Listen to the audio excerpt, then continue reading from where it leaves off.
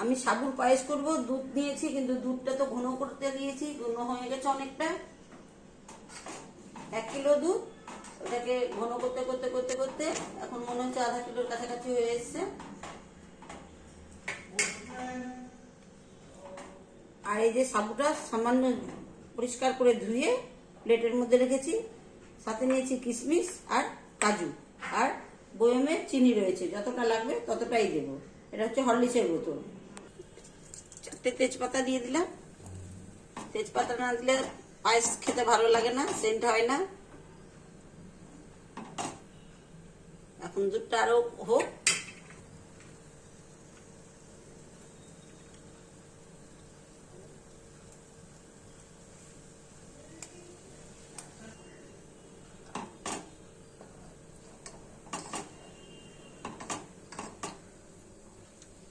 এখন সাবুগুলো ছেড়ে দিচ্ছি।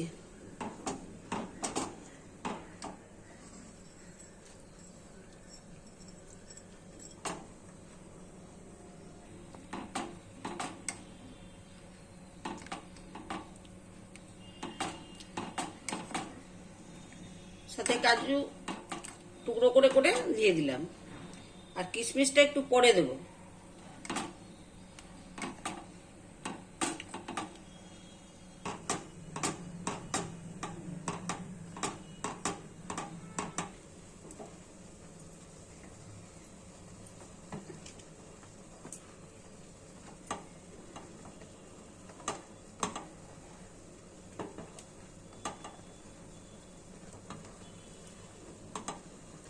চিনি দিচ্ছি, যতটা লাগবে ততটাই দেব।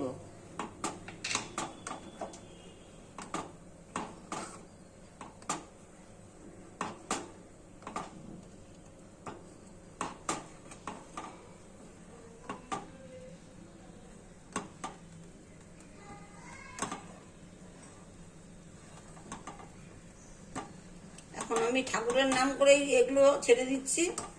কিশমিশ তো টক হয়, কৃষ্ণকালী মা ঠাকুরের নাম করে,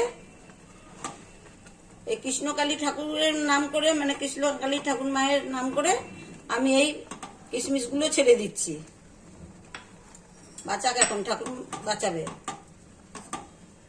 কৃষ্ণকালী মা বাঁচাবে আমাকে এখন।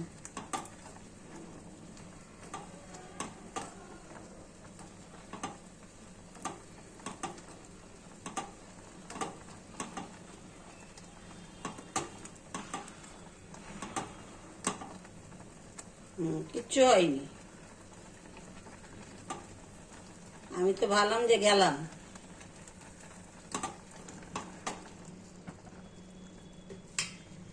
ওপর থেকে একটু ঘি দিয়ে দেবো, তবে টেস্ট আরো বেশি হবে। অনেকে ভেজে দেয়, আমি ভেজে দিই।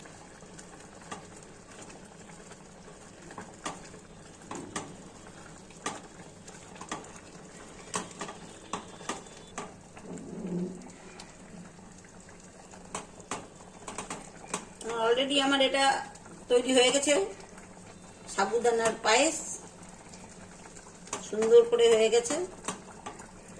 এটা ছোট সাবুদানা, বড়টা হলে আরো বেশি সুন্দর হতো দেখতে,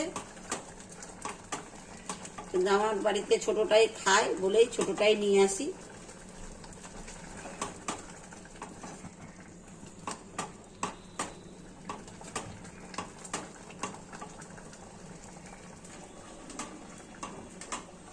বন্ধুরা, আমার সাবুদানার পায়েস হয়ে গেছে। এখন আমি এবার থেকে গ্যাসটাকে নিভিয়ে দেবো। খুব সুন্দর করে হয়ে গেছে, দেখতেই পাচ্ছেন।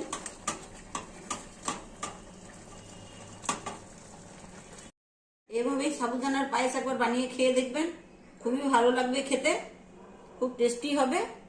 আর লাইক করবেন, শেয়ার করবেন, সাবস্ক্রাইব করবেন, কমেন্ট করবেন, খারাপ ভালো যাই হোক লিখবেন। যাই হোক, প্রথম থেকে শেষ পর্যন্ত আমার এই ভিডিওটা দেখবেন আর সাথে থাকবেন, আর চেষ্টা করবেন একটু এগিয়ে দেওয়ার। বন্ধুদের কাছে আর কি চাইবো, এটাই চাইবো, এর থেকে তো বেশি কিছু চাইতে পারি না।